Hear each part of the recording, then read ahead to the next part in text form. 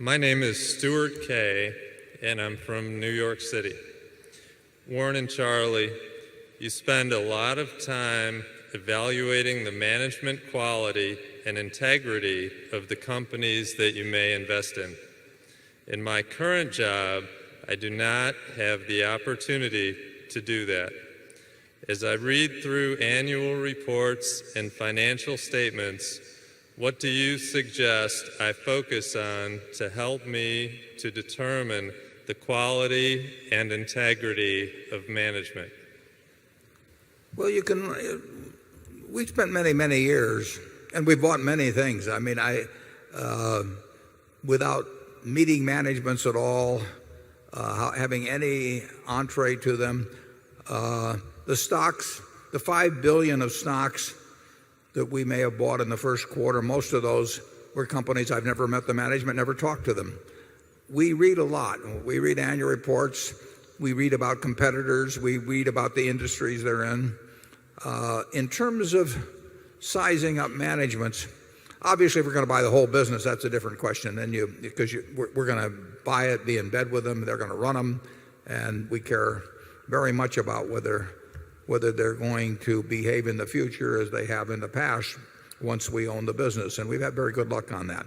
But in terms of marketable securities, we read the reports. Now, Charlie and I were just talking about one the other day where we read an annual report of a large oil company.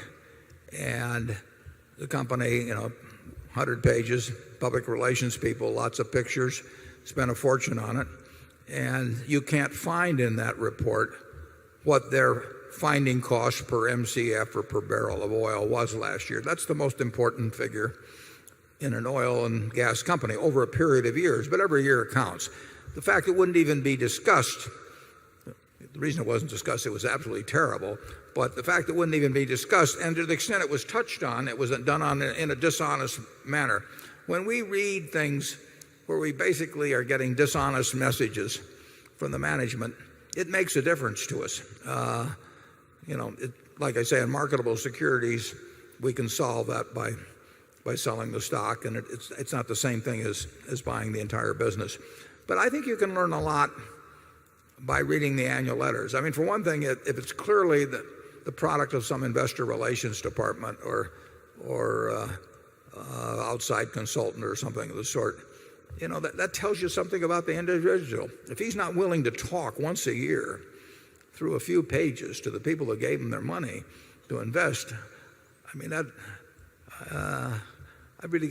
got some questions about people like that. So I like that feeling that I'm hearing directly from somebody who regards me as a partner. And you may not get it all the way, but when I get it 0% of the way, I don't like it. We've still bought into some, in marketable securities, we bought into some extremely good businesses where we thought they were run by people we didn't really like very well. We didn't feel they could screw them up. Charlie? Yeah, I think that's exactly right. That there are two things, the quality of the business and the quality of the management. And if the business is good enough, it will carry a lousy manager. And the converse case, where a really good manager gets in a really lousy business, you'll ordinarily have a very imperfect record. In other words, it's a rare person that can take over a textile business totally doomed, which was what Warren did in his youthful folly, and turn it into what's happened here. You should not be looking for other Warrens on the theory they're under every bush. I figured it out in 20 years, though. I'll have to say that for myself. 20 years, and I finally figured out I was in the wrong business. But there are businesses. If you gave me first draft pick of all the CEOs in America and said it's your job to run Ford Motor now, or pick a company that's in a terribly tough business, I wouldn't do it. I mean, it's just too tough. They may get it solved, if they get cooperation from unions and a whole bunch of things, but it will not be solely in the control of the CEO who has that job. He is dependent on too many good things happening outside to say that he alone can get the job, even if he's the best in the world.